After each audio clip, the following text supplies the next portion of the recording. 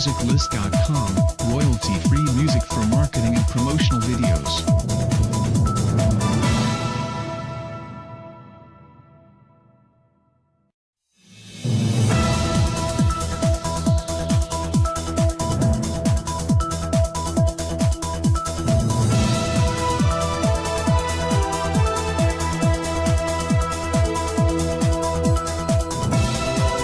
safemusiclist.com, royalty-free music for marketing and promotional videos.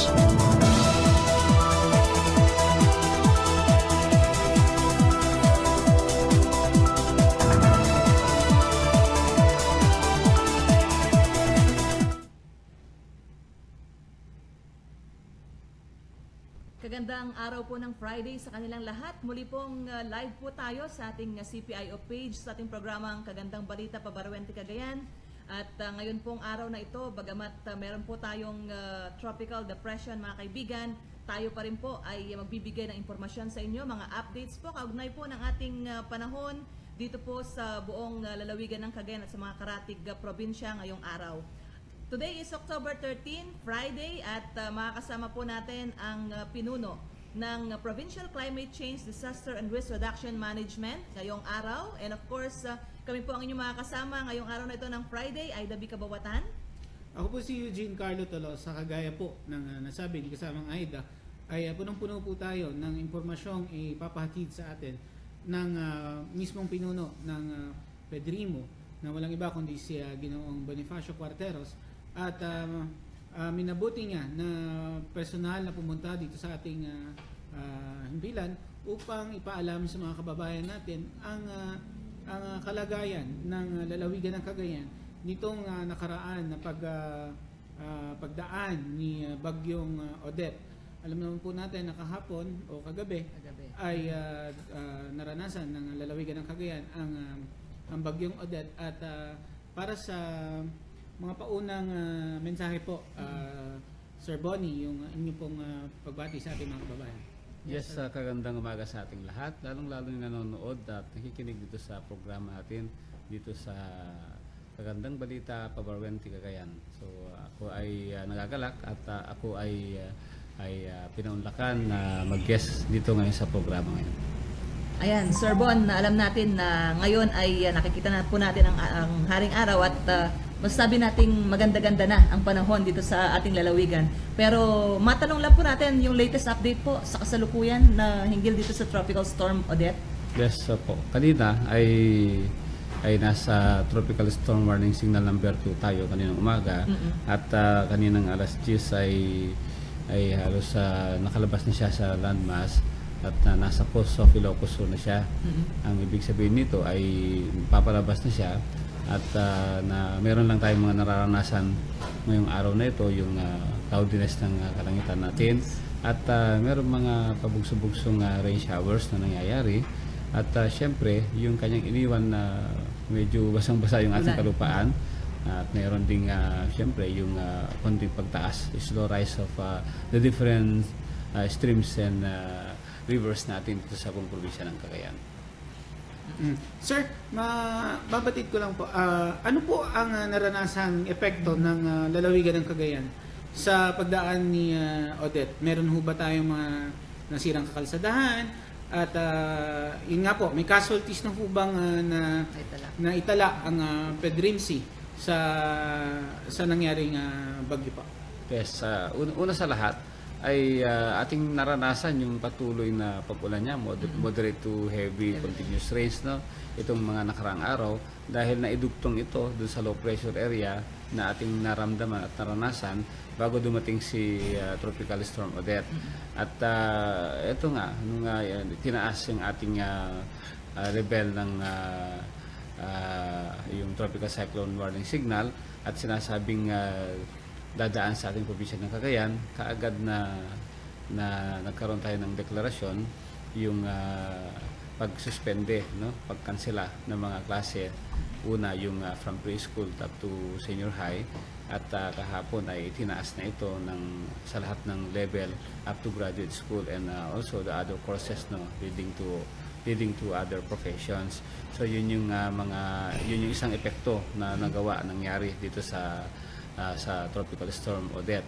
At kasama na rin dito yung pagtaas ng mga ilog natin dito, different streams and rivers natin.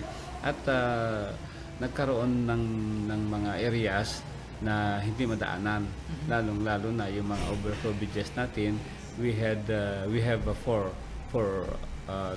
took note of 4 areas, no?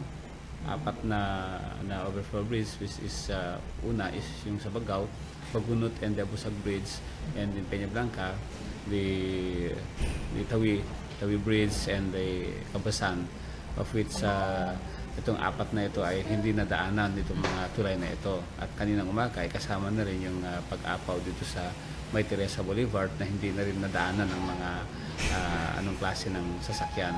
At dito rin ay nakaramdam din ang iba't ibang lugar natin sa probinsya ng Cagayan yung pag-shut off ng ilaw. May mga iba rin na bumalik na. Ngunit sa gandang parte naman ay wala pang naitatala sa atin na may mga natumbang poste.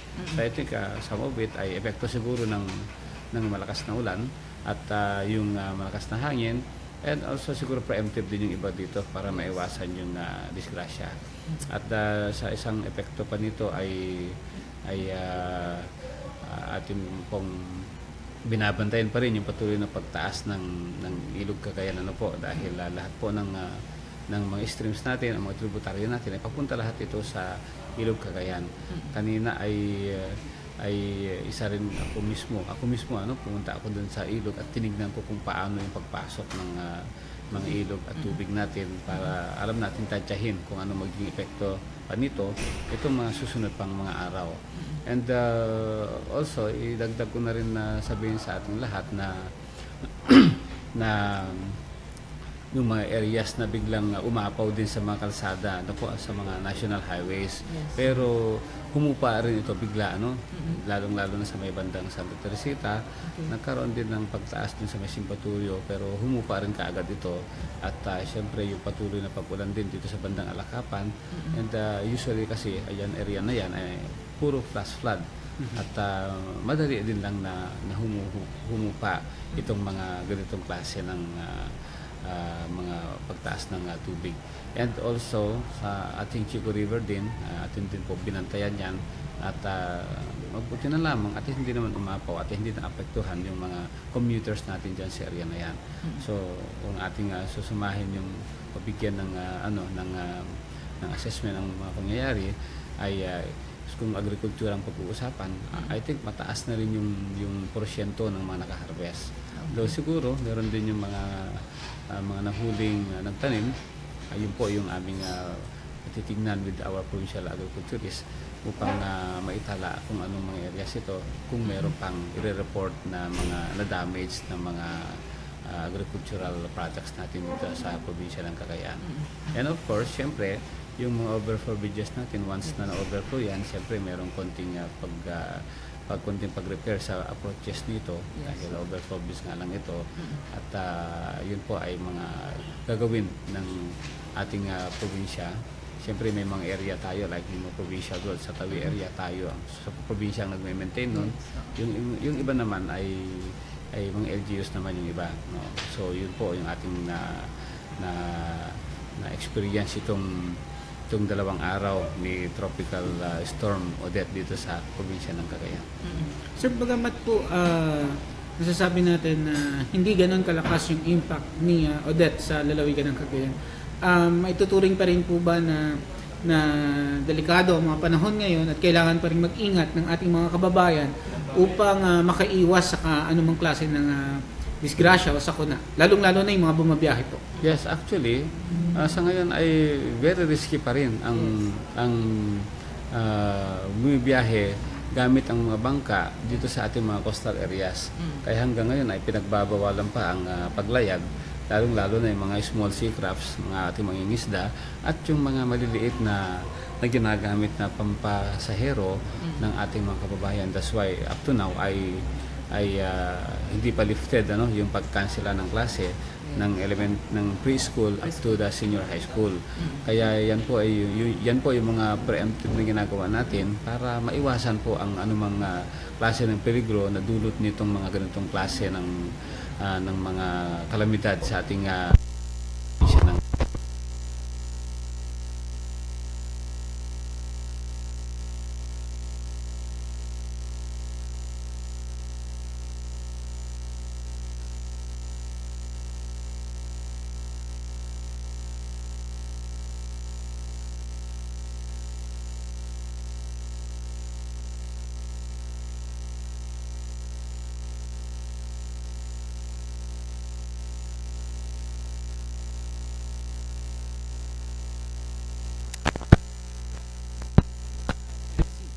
para po mabantayan itong mga pangangailangan dito ng ating dalawin. Well, actually, habang hindi pa natatapos yung taon at hindi nagbabago yung ating different weather systems natin na magtutulak dito sa mga tropical site. Talagang pang tuloy yung ating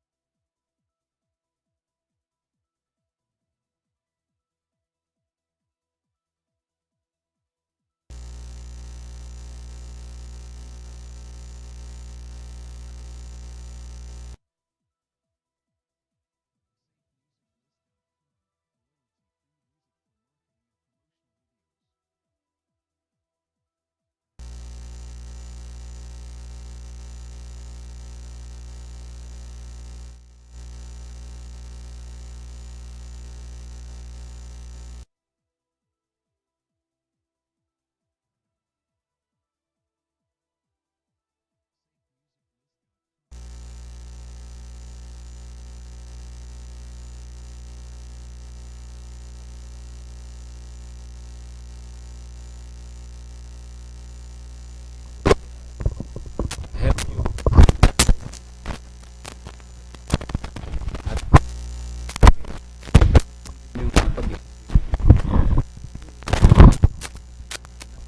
dahil sa ngayon napakaganda itong kasalukuyang programa ng ating mahal na gobernador, yung paglalapit ng programa natin ng especially in DRR sa communities, no. Andyan po yung ating mga programa na actually ang QRTs natin ngayon nandyan ngayon sa mga strategic locations, no. I think this is one in isa lang ito yata na probinsya na mayroong ganito sa buong Pilipinas, yung meron tayong strategically located na mga substations natin na mayroong 24/7 na mga quick response team natin. At ito yung isang ating sinusubaybayan, sinusuportahan at binibigyan talaga ng lakas. Nang sa ganun ay sila yung unang response team na nandyan sa isang area at makapagbigay ng serbisyo para mas mataas yung porsyento ng pagkakaligtas ng anumang individual sa anumang klase ng emergency.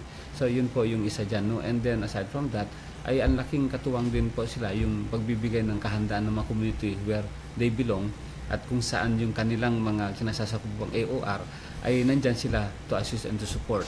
Biro mo, no, lahat ng ating QRTs ay merong ambulansya, merong 24/7 na tig-7 tao bawat shift nila. Nang sa ganun ay continuous yan. Parang hospital na nandyan na merong pasyente lagi at merong doktor, merong nurse. Ganun din yung ating mga QRTs, nandyan sila lagi, anytime of the day, of the night, makakatulong sa anumang klase ng emergency. Yan po yung isang strength natin ngayon na ating dinadagdagan pa ng kalakasan. We have equipped them already with the communication system. Maraming klase na po yung communication system na bit-bit ng ating mga responders po. Meron po tayong VHF radios, meron din po silang mga sat phones, meron pa silang mga high frequency radios at saka cellphones, no. Kung tingnan natin ay at redundant na talaga, no? Na iba't ibang klaseng system ng komunikasyon yung gagamitin nang sa ganun ay madali ang pagtawag, madali ang komunikasyon, walang ma-isolate. Yun ang number one doon, ano? Walang ma-isolate. Everything ay nakakonect, no? May connectivity lahat. At isa ito. And also our partnership with the community, ano po, meron tayong mga partners in the municipalities and actually hanggang sa Purok system. Ang galing po yung mabigyan ng mga pag-aaral, skills enhancement o pagbibigay ng mga basic skill itong mga communities natin where they are the first a person who could assist in the community at lalong-lalong na yung pamilya nila. Yung pamilya, knowing only of the mga paunang lunas na pwede mong gawin in your family and knowing the basics of evacuation, you know where to go, you know what are the escape routes. Ang ganda po, no? Maiwasan talaga yung buong pamilya sa isang peligro na kung saan ito yung magdadala ng kaligtasan ng bawat individual o ng isang pamilya. Ang lakas po ng ating programa dito sa ngayon dahil talagang aabot po tayo hanggang sa community where we know that kung sakaling ang ating communities already are equipped and malakas na ito, mag-sitting pretty na lang yung ating mga iba't ibang ahensya na gumagawa ng trabaho na kung saan ay medyo may kahirapan silang to outreach all of the different areas. Kaya nga sabi natin, ang laking tulong ito sa iba't ibang ahensya, even sa local, sa probinsya, sa region o sa national. Ang gandang magawa nito dahil we are leading to the resiliency of communities and the individuals. That's why kailangan hindi tayo magsasawa na magbibigay ng suporta sa baba at magbibigay ng tulong sa kanila at magbibigay ng pagkaaral at siyempre continuous yan, isusustain natin, i-maintain natin nang sa ganun ay hindi mawala yung kanilang kaalaman. Actually, pag binigyan mo ng isang sandwich yung tao, kakainin niya, mamaya nilabas na niya, wala na. Ang gusto natin ay tuloy-tuloy hanggang sa maging parte ng kanyang sistema ng buhay, yung pagliligtas ng kanyang pamilya, ng individual, ng serbisyo ng bawat isa, at yung panunumbalik ng pagkabayanihan ng bawat isa sa atin. Sir, sa ganang yan, ibig po bang sabihin na may enough na training ang ating quick response team, may enough na equipment, at sustained yung mga logistics na kinakailangan in case na mga sakuna? Anong mga, liban po sa QRT natin, sa TFLC, ano pa po ba ang mga ahensya o departamento dito sa Kapitolyo na katuwang nyo sa pagharap nitong mga problema pagdating sa kunangan po? Yes, actually ito yung isang lakas ng ating Provincial Disaster Risk Reduction and Management Council. Meron tayong mga interdepartment na membro at kumuha tayo ng mga pool of trainers dito sa iba't ibang departamento na ito at na-train sila, binigyan ng tamang training para sila yung mag-share, no? At to tell you really, in the whole region sila pa yung tumutulong at nagbibigay ng mga trainings din, ano? Kasi we have been existing since 1999 at hanggang sa napalakas ito at ngayon, sa panahon na ngayon talaga itong ating liderato ng ating mahal na gobernador, yung pagbibigay importansya dito sa mga QRTs natin. Ang QRTs natin ngayon, gusto natin sila ay maging isang yung nag-share, ano? Not only to catch fish but for them to teach people how to catch fish. Magiging trainer ang mga ito, magiging team na hindi lang yung para sa kanila, kundi talagang i-share lahat yung skill na ito nang sa ganun ay magiging malawak ang may kaalaman ng mga ganitong klase ng skill nang sa ganun ay makita natin na ang isang community ay resilient na. Hindi lang yung paunang lunas, kundi yung how to make the families be prepared. No, yung risk reduction kasi na sinasabi natin ay hindi ito makukumpleto hangga't hindi maisip ng tao kung paano natin i-reduce yung risk na nagbibigay ng peligro sa bawat isa sa atin. Actually, ang ating probinsya ng Cagayan, no? And knowing our city, no, ang Tuguegarao City is the second one of the world most prone to calamities, to natural calamities and disaster in the entire world. At city lang ang sinasabi because the study is about cities, but kung ating tignan, probinsya ito, no? It's not only the city, it's the province, no? That's why we do not only adhere with that kind na sinasabi na city lang ito, but really the whole province yung exposed dyan. Tingnan natin, balikan natin, ang dami nating mga hazards dito sa ating probinsya ng Cagayan. We have existing 5 active volcanoes. Nasa atin ang 2 major river basins sa buong Pilipinas, of which one, the Cagayan River Basin is the largest river basin in the whole country, and we have numerous tributaries, no? Pwedeng ito lahat ay papunta lahat sa ating Cagayan River, yung mga sobrang tubig nito. And we are in a valley, no? Meron tayong mga kabundukan, at syempre yung ating mga kababayan, they would love or they would stay sa paanan ng kabundukan natin. May mga histories na rin tayo na may mga pagguho dyan na nangyayari. There was a time na merong isolation din yung iba't ibang barangay sa municipalities natin because of yung pagsasaraan ng kalsada dahil sa gumuho yung may mga erosion na nangyayari sa kanilang lugar. So these are the things, and balikan din natin, no, yung may natural hazard din tayo, mga geo-hazard din tayo nangyari na kung saan ay nagkaroon ng isang malakas na lindol dito sa atin that I think that was in the 18th or 16th century siya, 18 if I'm not mistaken, no? November 13, no? Halos hindi ko makakalimutan yan dahil birthday ko yun, November 13. But yung that was so long time ago, no? And Centro is somewhere on the upper part of Apari. At Nueva Segovia by that time, yung lalo, no, ay bumuho yung mga structures dyan. Malakas, ang ibig sabihin nun, malakas na yung mga nangyaring earthquake dito sa atin. Kaya, and we do not, hindi natin pwedeng mailipat ang ating probinsya ng Cagayan dahil our country belongs to the Pacific Ring of Fire where we have active fault lines. We have volcanoes that would trigger earthquakes dito sa ating probinsya ng Cagayan. And we have also that very long din ang coastline natin. We have the eastern part and we have the northern part. So, tingnan din natin, so, yung mga epekto ng climate change din yan. Kikita din natin yung sea level rise natin.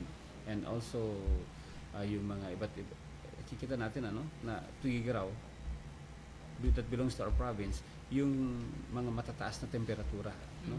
At nakipag-contest din yung isang region, though sa Cabanatuan City yun, pero tingnan natin parang nangunguna pa rin ang ating Tuigaraw City, one of the highest city, no?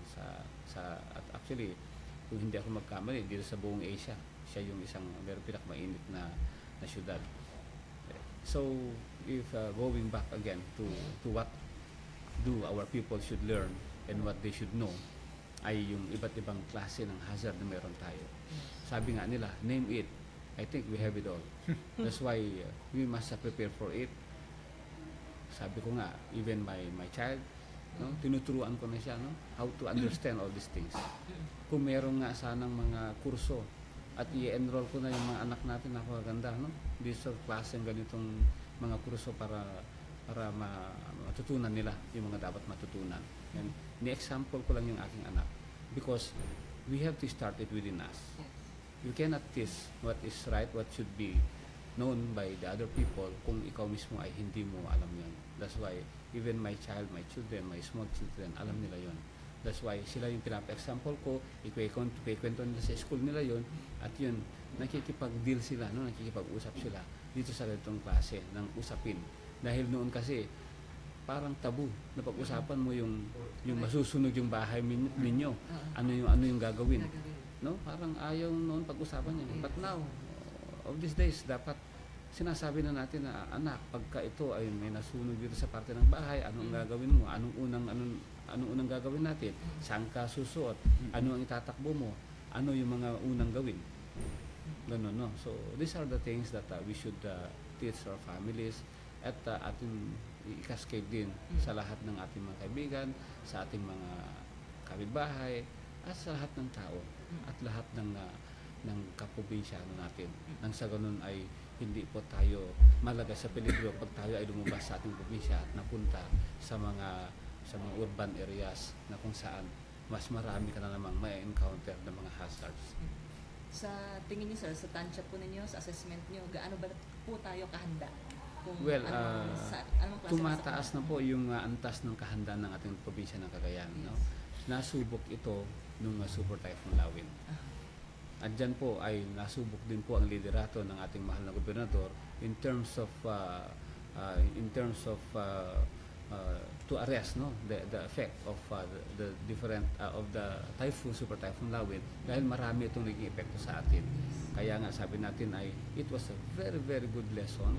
It was a thing that we could not forget it. We cannot forget to an event that we cannot forget, and it's something that made us know.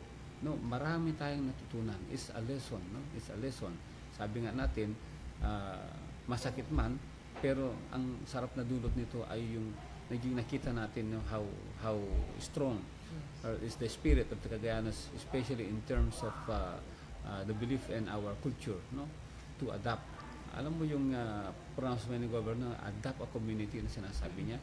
Nung panahon ng Super Typhoon Lawin, marami po tayong mga evacuation center na hindi pwede dahil panahon ng Super Typhoon Lawin, napakalakas na hangin po yan. But you know, nung medyo napuno na yung mga malalakas na struktura, mga simbahan, mga government facilities, buildings na ginamit aside from the evacuation centers, ay yung mga bahay ng mga kapitbahay natin na merong malakas na struktura, at sila po yung pinuntahan ng mga kanyang kapitbahay nang sa ganun ay hindi na siya lalayo pa, at nandun talaga yung pagtutulungan natin. And you know, ang aking nakita dito is when somebody called for help, nung nakausap ko ito, sabi niya nandun yung kanyang mga kapitbahay sa loob ng kanyang bahay. There were 20 of them, no? Yung tatlo lang yata silang member ng family, but majority ay yung kapitbahay nila, and asking for help. At the time, napakalakas ng hangin, wala tayong mapadalang mga rescuers, so sabi ko, ito na yung bagay na pwede nating isang maipakita, how to help them in terms of giving them advices, palakasin mo yung loob niya, and what to do at the time na nandun silang lahat, dahil sila naitaon na puro babae silang lahat, walang somebody who could decide what to do, and nobody would guide them. Yun po, no? Through the help of this communication system na hindi pa nag-down at that time, natulungan natin na bigyan natin ng instruction. May mga bata pa sila, we gave them instruction what to do. And yung mesa nila, akala nila walang gamit yun. Sabi ko, no, yung iba sa inyo magtago sa ilalim dahil ang bubong na ninyo ay lumilipad. Who knows, afterwards lilipad ang buong bubong ninyo.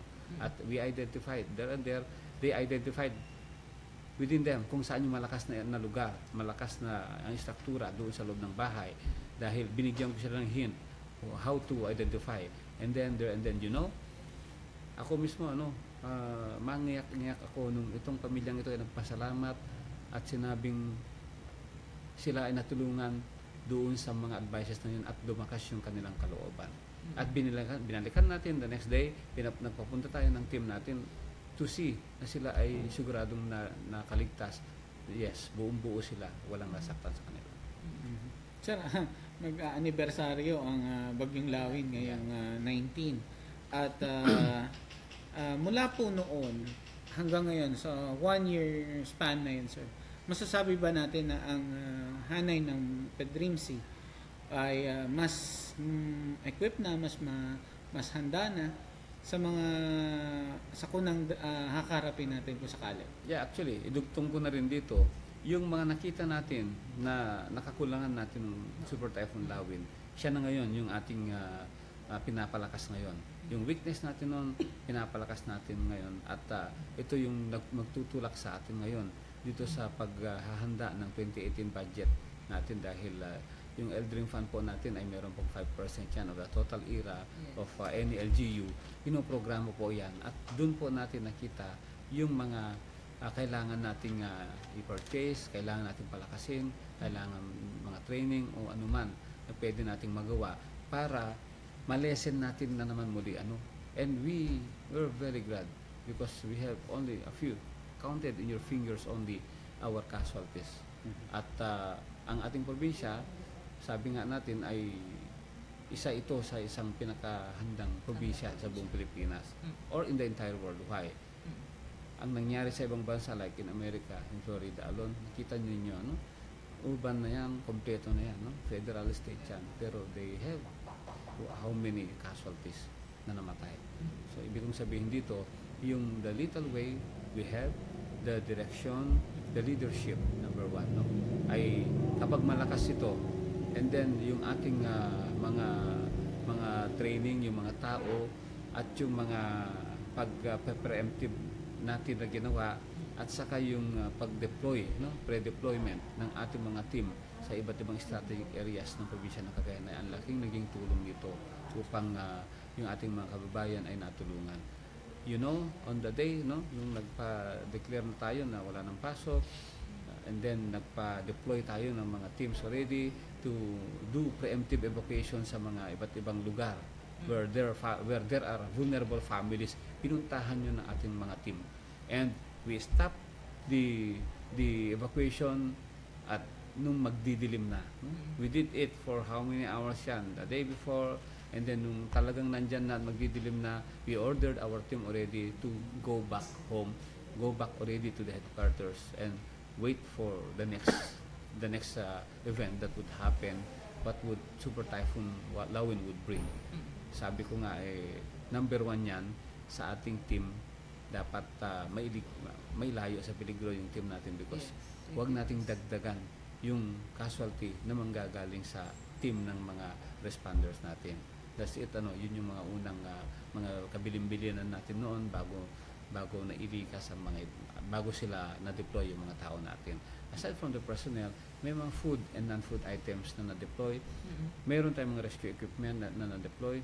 Tig-isa po ng ating quick response team, mga substations natin ng mga boat, rescue boat, tig-isa nila, mga basic paraphernalia to respond to any emergencies ay meron po sila. Yun po yung natin. And then, yan po yung ating palalakasin dahil nakita natin na ang laking tulong nito even any time of the day, holiday man, weekends, andyan sila. No? Iba yung merong 24/7 na nag-ooperate at tumutulong sa mga kapwa-tao natin dahil hindi mo problemahin yung hahagilap andyan na sila, ready, andyan na, just to know the information, yung detalye ng pangyayari, there and there, confirm yan, pupunta lahat ng mga yan. Yan po yung ating mga papalakin. At palalakasin pa natin ito by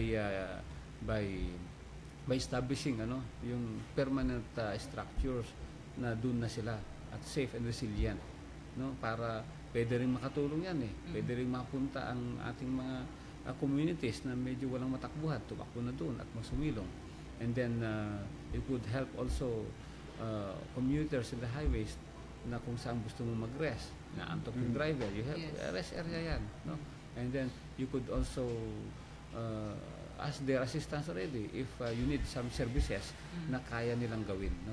Sabi ko nga, yung team natin ay hindi lang medics ang mga yan. May mga different skills pang nalalaman ang mga ito, at most especially yung kanilang abilidad o yung initiative kasi, we term it initiative, that's initiative, no? Na kung saan kailangang i-explore nila yon at ma-share sa bawat tao. Kahit sino man ay sinishare nila ito. Wala pong itong yung pinaka number 1 doon is walang racial discrimination, no? Especially in kung politika o whatever, wala yan, no? Walang kulay lahat yan, no? Basta Cagayan. Yeah. Basta taong nangangailangan. Kahit ikaw adayuhan, basta nangangailangan ng tulong na ikaw ay umapak dito sa probinsya ng Cagayan, yan po yung pinaka-objective ng ating mga QRTs. At syempre, yan ay ginagawa natin through sa isang patuloy na pag-aaral at pag-train sa kanila at pagbibigay ng yung alam mo yung pagtataas ng level ng kanilang personalidad, at saka pangalawa is yung the spirit of Christianity and the spirit of being a Filipino, yung pagkabayanihan at yung pagka-service oriented natin. Yun po. Sir, yung update lang po hinggil dun sa mga na-stranded po sa bayan ng Apari and Claveria. Well, actually, number 1 na yan, nabibigyan. Walang usually yan, basta may mga stranded na yan, ang ating mga tiga social welfare ay magbibigyan na yan ng mga pangkain dahil siyempre hindi kaagad hindi makakalayag lahat ng sasakyan ng mga yan.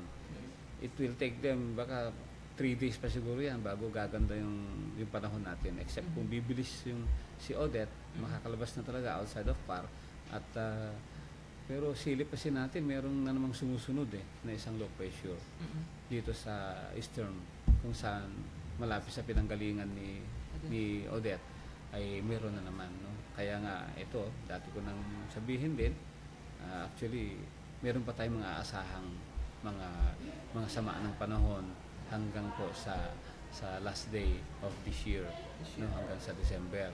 Meron pa tayong mga inaasahan na mga bagyo or low pressure, no? What we hope that this low pressures or this weather system would give a positive, kumbaga positibo yung ibibigay sa atin, hindi yung paninira ng mga ari-arian, pagkitil ng buhay ng tao.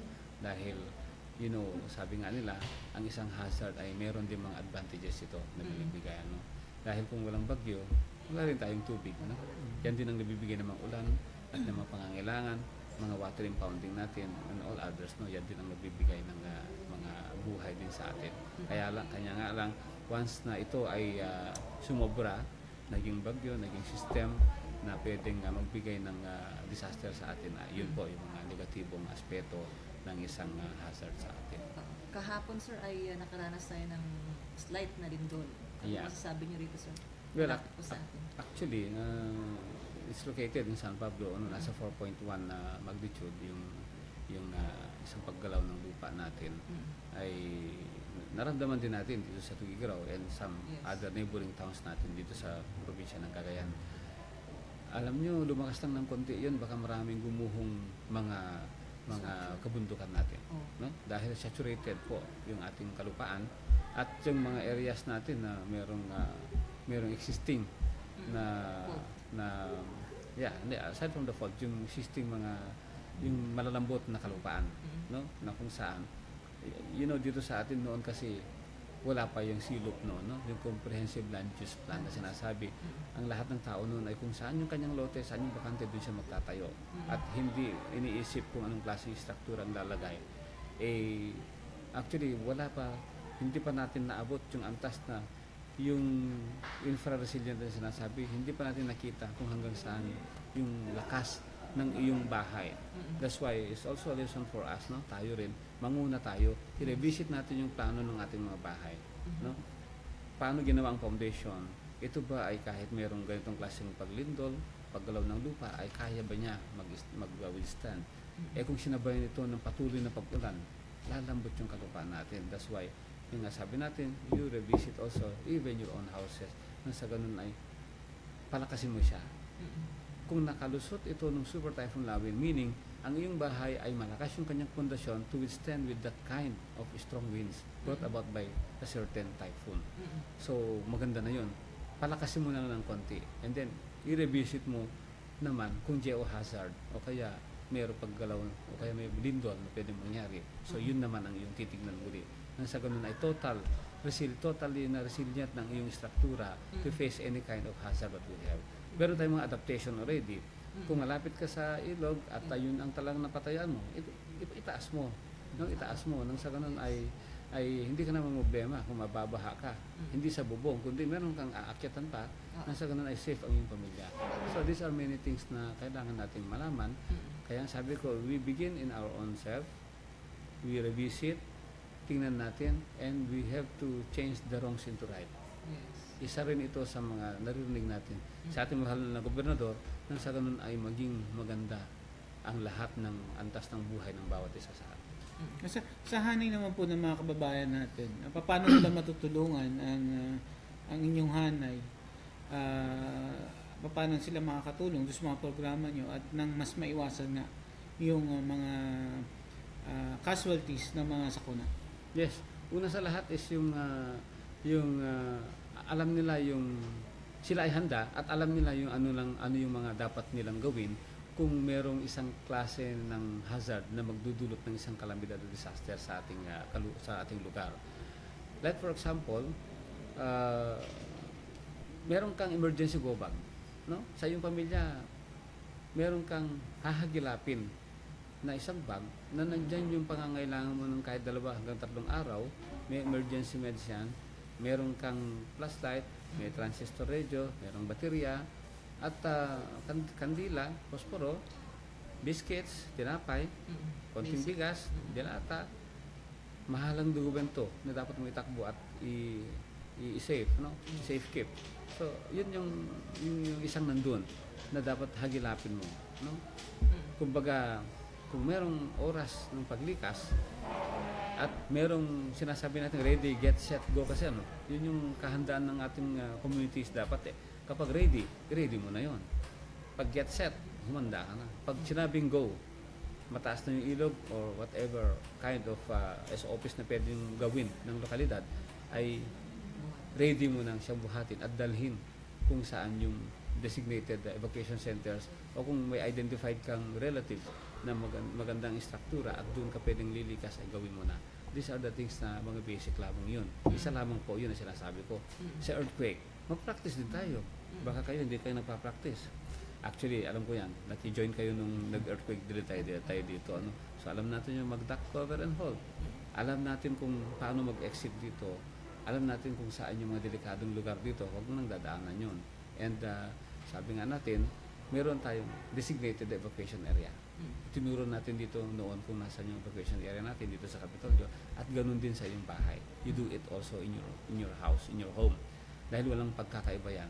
And most of the time, nandito ka sa loob ng bahay, ay ng opisina, ng ilang oras, halos buong oras, no? At minsan din, sa gabi nangyayari ang isang hazard at nasa loob ka ng bahay mo, deal also. You know how to deal also kung mayroong isang hazard, disaster man o isang kalamidad ito na nangyayari sa gabi. That's why, sa gabi rin ay dapat alerto ka rin. No? Lalo kung natutulog tayo, biglang may sunog, maalimpungatan ka niyan, hindi mo alam kung anong gagawin mo yan. Another, yung isang earthquake, nangyari yan sa gabi at nandiyan ka. That's why nga, meron na yung mga pagpapractice din, no? Na dapat yung mga drills na ganyan, ginagawa din sa gabi. Dahil sa gabi, mag-down ang ilaw, earthquake ka mo, o may sunog, magda-down ang ilog niyan, hindi mo na makita yung mga dadaanan at hindi mo alam kung nasaan ang north, east, west, south mo kung naalimpungatan ka. That's why meron kang marker. No? Mainam din yung sa bahay mo, ihanda mo rin. No? Alam mo kung saan ang exit ninyo. No? Hindi naman nakakatawa. Napakaganda pa. Kung yung bahay mo, this way to exit, lagyan mo na. No? May mga nabibili ngayon ng mga umiilaw, kahit hindi naman ganun kamahalan, meron yung say reflectorized, ganun lang. At sa yung mga dingding, may nabibili dyan na napakamurang mga flashlight na pwede mong i-tox dyan sa mga poste natin, sa mga dingding natin. O yung kung saan ka nahiga at doon yung malapit mong mahagilap. Yung mga yun po, mga simpleng pwede nating magawa in every individual na pwede niyang gawin. Actually, yung flashlight na ganun, bumili ako, 50 pesos lang yun. Sinabit ko na sa mga poste ko. Pag in terms of emergency, pwede mong kunin yun at makakatulong na maigi sa iyo. Maiwasan mong disgrasya. Yung mga bata, mga anak natin, dati mo nang sabihan, i-example mo, iba't ibang klaseng hazard na pwedeng mangyari at kung saan sila mag-exit at kung saan ang takbuhan at kung ano yung mga gagawin. And never let them to come back again, lalo kung sunog ito. Pag nakalabas na, doon na sila sa labas. That's the number one thing. Let them get away from the house. At kung sino pang natitira dyan, na pwedeng mag-rescue ng pwede niyang i-rescue, siya na lamang. At pag lumabas nito, huwag nang bumalik. So, these are mga basic natin dapat malaman, ituro sa ating mga kapitbahay, and also, yung numbers po. Kahit ikaw ay may number ka, meron kang directory dyan, makakalimutan mo yan. Mas maganda kung nasa poste ng yung bahay, medyo kitang-kita, sa unang tingin mo ng ganun, makita mo na yung numero at yung madaling kontakin ang sinumang ahensya na makakatulong sa iyo. Ako nga mismo, trade na tayo sa disaster management and operation. Pagka ikaw ay mismo ikaw yung nangangailangan ng tulong at nagipit ka, hindi mo rin alam kung ano yung number na tatawagan mo. Nangyayari yan sa atin. Even nangyayari sa akin yan. That's why Sabi nga nila, this is a lesson na dapat mag-practice tayo na mag-practice. Iwasan natin yung, huwag natin kalimutan at kailangan natin laging isipin, no? Yung always you are ahead of enemy that you encounter in your daily living. Sir, alam nating napakagandang usapin, no? Pinag-uusapan kung management ng disaster or yung pagiging handa natin sa anumang klase ng sakuna. Pero sir, later i-guess ulit namin so that we will discuss further yung mga dapat malaman ng ating mga kabayan. Sapagkat medyo alangain tayo sa oras. Sir, yung mga mensahe niyo po sa mga panahon ngayon, especially sa ating mga kabayan? Yes, po. Actually, ating balikan yung iba't ibang klase ng hazard na meron tayo sa probinsya ng Cagayan. Hindi ko na isa-isahin pa ito. Pero in everyday living, the daily things that we encounter, sabi nga natin, akala natin walang ganitong klase na tao, no?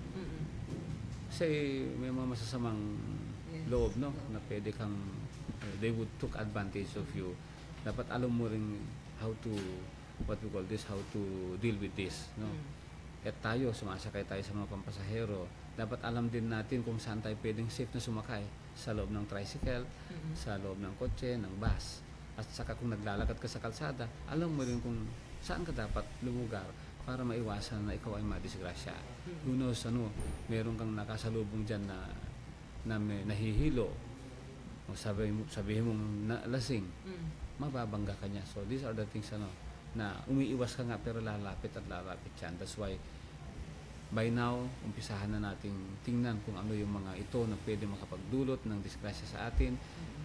Araw-araw po, nagkakaroon tayo ng mga iba't ibang klase ng kasi pag nagde-develop ang isang lugar, ang isang bayan, may mga lumalabas diyan ng iba't ibang klase ng hazard, no? At mga risk na pwedeng makapagbigay at makapagdulot ng sa peligro ng ating mga kababayan. That's why lahat ng ito ay ating isipin, lahat ng ito ay huwag nating ipawalang bahala, at kailangan ding i-share natin lahat ito. We share your experience, share it to other people so that they will know also what to do, dahil ang isang experience ng bawat isa, lalo na kung nangyari sa kanya is yung isang yung talagang between life and death na sinasabi, at kaya niyang nailigtas yung kanyang sarili. These are effective ways, no, on how to save the lives of other people. So sa ating mga kababayan, patuloy po ang pagbibigay natin ng pag-aaral at patuloy po tayo bababa.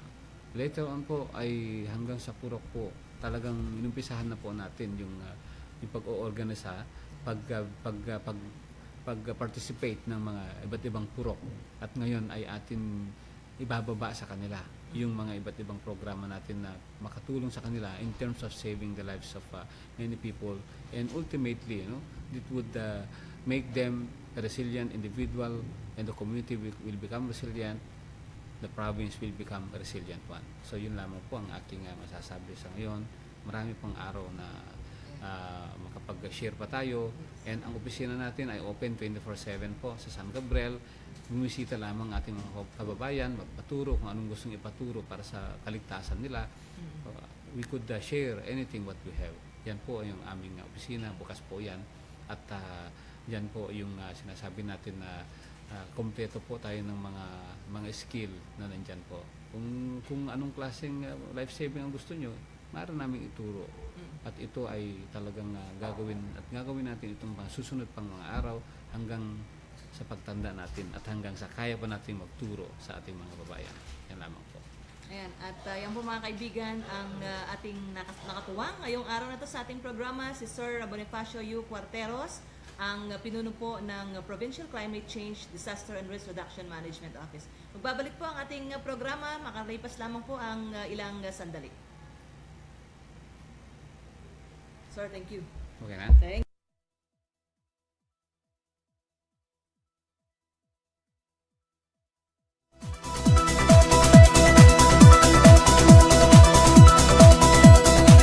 SafeMusicList.com, royalty-free music for marketing and promotional videos.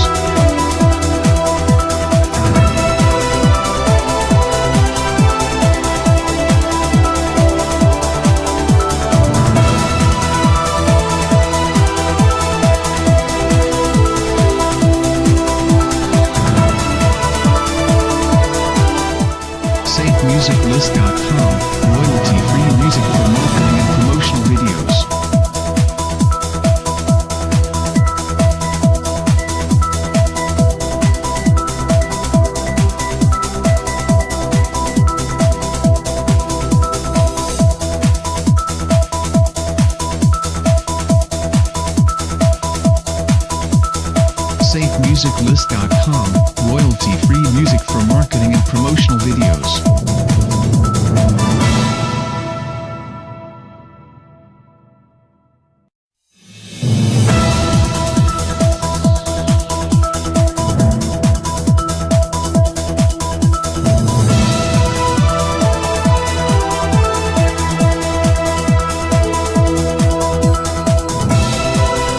SafeMusicList.com, royalty-free music for marketing and promotional video. Babalik po tayo sa ating programang Kagandang Balita Pabaruen, Cagayan. Yes, Jean, may mga announcement pa tayo? Yes? Yes, opo.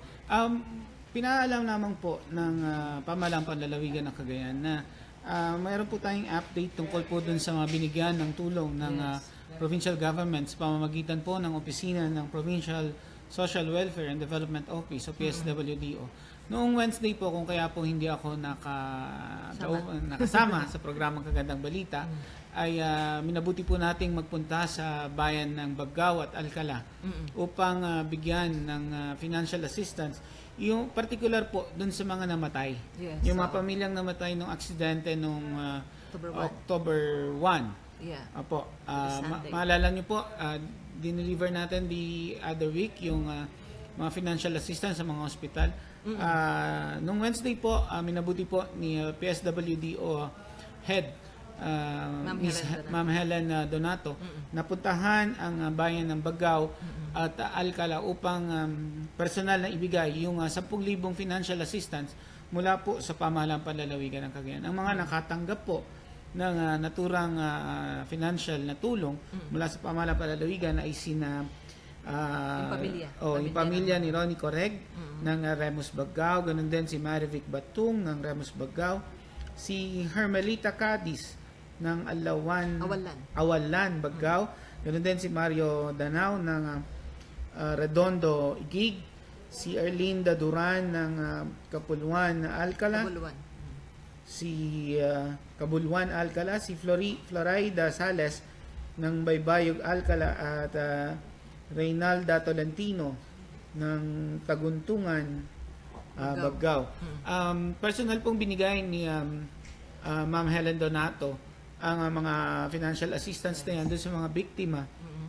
At bibigyan na rin natin ng pasasalamat ang mga opisina ng Municipal Social Welfare Office ng Baggao sa pangunguna ni Ma'am Lourdes Sumabat,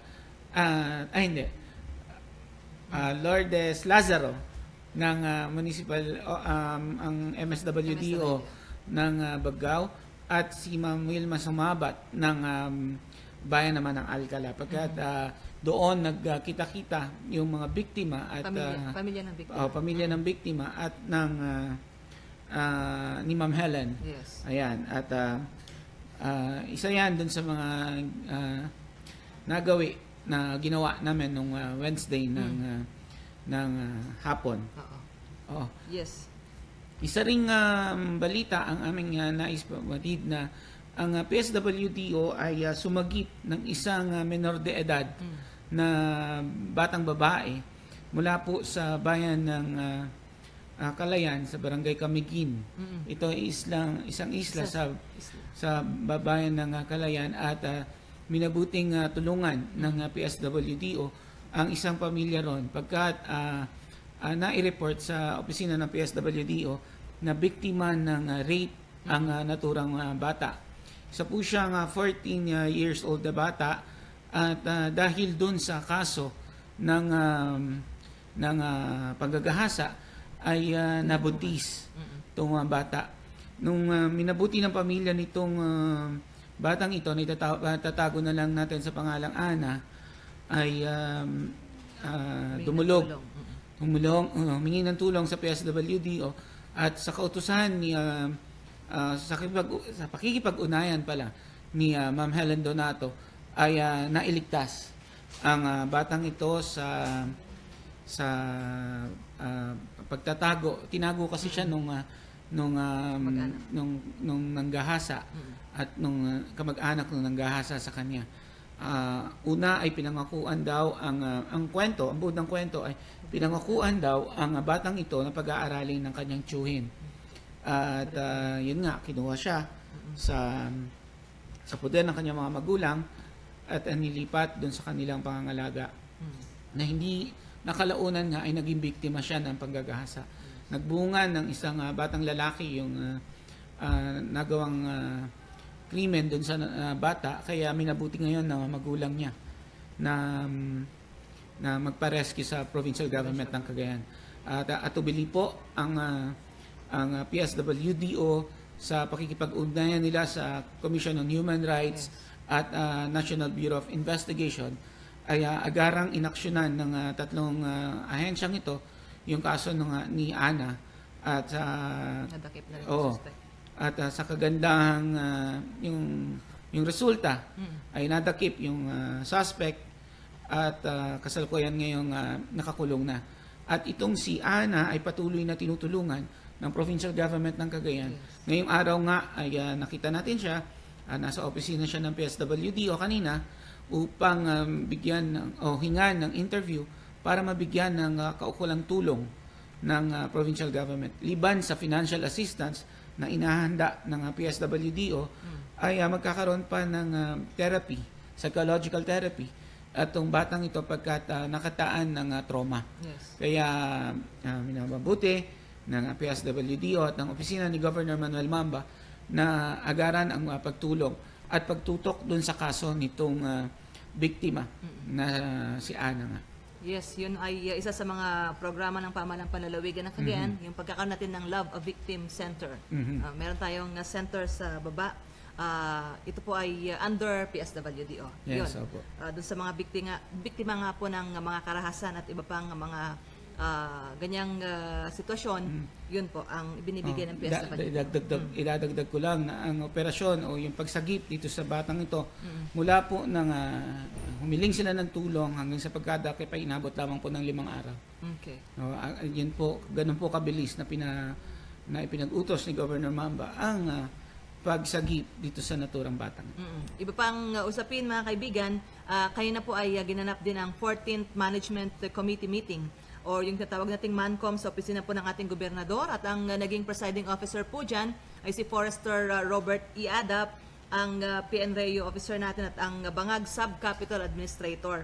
So ilan po dun sa mga nabanggit, mga reminders po ng ating gobernador, yung pagiging transparent po sa lahat ng gastos ng PCCDRRMO, yung sa mga nabiling equipment, and then of course kasama din po dyan yung pagbibigay seguridad sa mga investors, yung mga mamumuhunan dito sa ating lalawigan dyan, sapagkat alam natin yung mga nakalipas na mga panahon, mga araw, yung hinggil nga po sa panununog ng mga equipment ng mga iba't ibang mga contractors o negosyante. That's why hiniling ng ating gobernador na makipagtulungan ang lahat, maging yung ating mga kabayan, yung mga komunidad, para sa ganun ay maging dadami pa yung mga mamumuhunan dito sa ating lugar, sapagkat malaking tulong ito sa mamamayang Cagayano.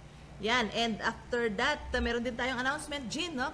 Mula sa PPDO, dahil ito nga po kahapon supposed to be yung PDC meeting, and per advisory po from the Office of the Governor, please be informed, yung meeting po ay magpo-push through sa araw po ng Lunes. Take note po, sa araw ng Lunes, October 16, 10 a.m. po sa Hotel Carmelita sa Diversion Road, Tuguegarao City. So sa lahat po ng mga concerned, no, dito sa PDC meeting na ito, tuloy po yan sa Monday, October 16, 10 a.m. sa Hotel Carmelita, Diversion Road, Tuguegarao City. Inaasahan dyan ang pagdalo from ng PPDO. Inaasahan natin dyan ang pagdalo ng halos lahat ng punong ehekutibo ng lalawigan ng Cagayan, mga municipal mayors natin. Yes, Jean? Ayan po. Maraming salamat po sa patuloy niyong pagsuporta sa mga programa ng Cagayan Provincial Information Office, particular po ang Kagandang Balita Pabaruen, Cagayan. Patuloy niyo po kaming samahan at maraming salamat po sa mahigit 1.5 million na nag-react at nakipag-engage sa CPIO page mula po October 5 hanggang sa kasalukuyan. Umabot po tayo ng 1.5 million at makakaasa po kayo na patuloy pong magsisilbi ang Cagayan Provincial Information Office sa inyo po lahat. Lahat po ng inaabot ng ating signal. Yes. Sa Facebook. So maraming salamat po sa inyo at of course through Barry De Jesus, no, tayo Yes. ay lumabas sa ere, no, kasamang Eugene. Yan, si Miko Alvarado. Si Miko at sa lahat ng kanyang mga kasamahan sa Creatives Division. At dito po sa buong staff at pamunuan po ng Provincial Information Office. Kapasalamat po kami ni kasamang Eugene hanggang sa araw po ng Friday.